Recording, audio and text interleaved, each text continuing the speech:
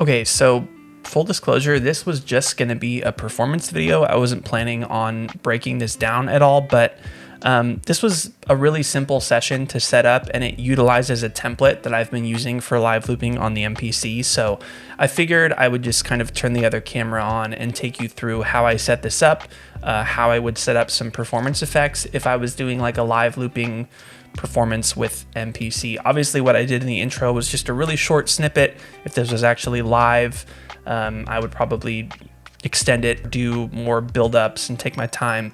Let's pop over the desk and take a look at what we did here. So before we begin, as always, quick note about how I'm hooked up. My guitar is running into the HX Stomp, which is doing all of my amp modeling and effects processing for my guitar. And then from there, it's straight into the MPC with a MIDI controller connected to the MPC via USB. And the thing I love about the device outs on this is it powers my controller. So I don't need another power supply for this controller. I just plug it in, it powers it, and I'm good to go. So my guitar is running into MPC. There's nothing on these audio tracks. Everything is kind of going through the HX Stomp there. But the only thing I have, this is a arranger window of my project, and it's blank right now except for the shaker that I have at the top. And the reason why I like starting with a shaker is because then I don't need a click. It's a little more pleasing to the ear. It's going to be part of the track anyways, so I don't have to worry about routing my click out a Q mix or muting it and unmuting it and all that good stuff. So with nothing else and just a shaker, this is what we have at the beginning of our track. So this keeps me in time, gets me feeling the rhythm. And then before I get started, there's one really important piece of setup that you need to do. If you've watched my videos before, you know I love this feature. If you go in here to the main window and then go to arrangement, you want to make sure that this option, auto record at loop start enabled, is always on if you're looping into this thing. Basically what this means is if you hit record in the middle of a sequence, it waits until you get back to the top of the bar to start recording, and then records in a perfect grid, and then loops you back from the top, just like you would want a looper to work. Otherwise, if I press record, it's just going to start recording in the middle, and everything's going to get all wonky. So I always prefer to have that on. And by the way, I don't know of a way to make that default. It seems like every time I power cycle the MPC, that turns off again. So if anyone here knows how to do that, drop me a line. So let's press play start on this session. I'm going to press record. 1, 2, 3, 4.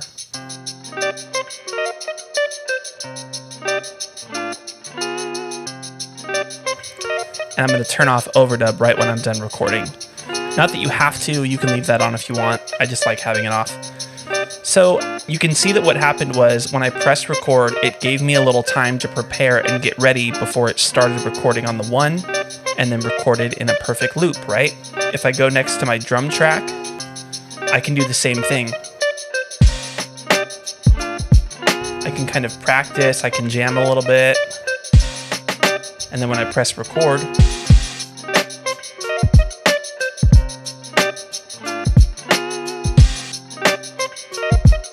And once again, it didn't start recording until I got back to the front of my track.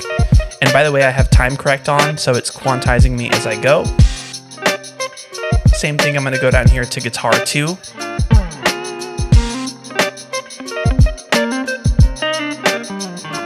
So now I have my second guitar and it's not gonna start recording until I want. Here we go.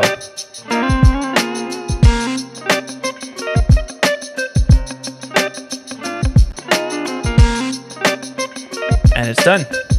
Onward to my bass.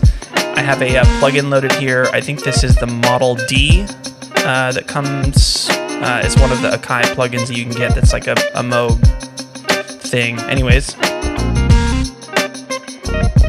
And actually in the intro, I started with the wrong note, but because I wasn't recording yet, I was redeemed by playing it correctly. So I can just, I can mess around until I'm ready to record. Let's go right now. 3, 4.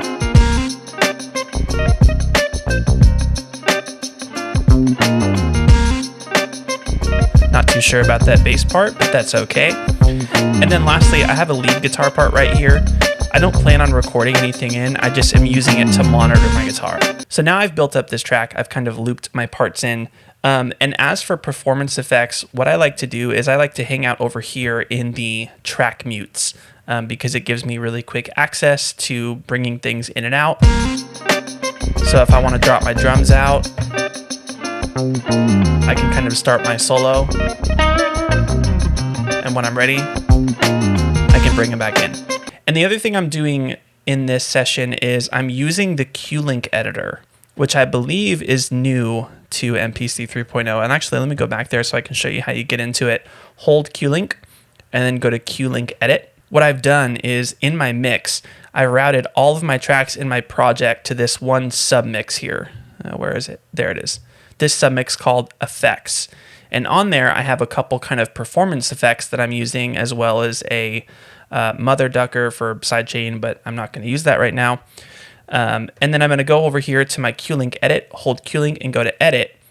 And what I can do is I can assign these different Q-Links to manipulate effects parameters in that send, right? Does that make sense? So I'm sending all my instruments to this effects send with a couple plugins on it, and I'm manipulating those values on those plugins with Q-Links.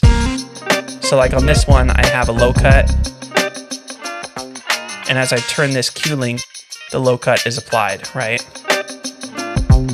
Same for high cut. And same for this cool like beat repeat down tune thing. And that's just adjusting a dry wet. And you can assign any parameter from those effects. How you do that is you tap the Q-Link that you want to assign, you press the plus button, and then you have some options here. I'm going for a submix, and that submix is effects. And then I can choose from my inserts. Let's go to insert 3, which I think is, yep, a low cut. So let's assign this to low Q, right? And then the other really cool thing about these being touch capacitive is if I set them to momentary, then when I take my hand off them, they just snap back to their minimum value, which in a performance context is really helpful, right? So if I'm playing my track and I turn these cuts up and I want them to turn off on the one, I just take my hand off them and they go back to where they were. So I'm kind of using my track mutes and these Q-Link effects to do different effects, or that's how I would use them in a performance context. For example, if I want a high cut and take my drums out, something like this, and then bring everything back in together. Just a cool way of working if you're kind of using live loops with this thing and building a track starting from the arranger window. Anyways, yeah, this was just going to be a performance that I was going to upload, but I figured maybe I would take you through how I set it up, since there seemed to be a lot of folks interested in using live instruments with MPC and performing looping sets, which I think it's really good for now with these 3.0 updates. Anyways, let me know in the comments if you would use it a little differently in this context, or if there's anything else you want to see from MPC workflows and live looping. But as always, thank you for sticking around, and I will see you in a new video soon. Cheers.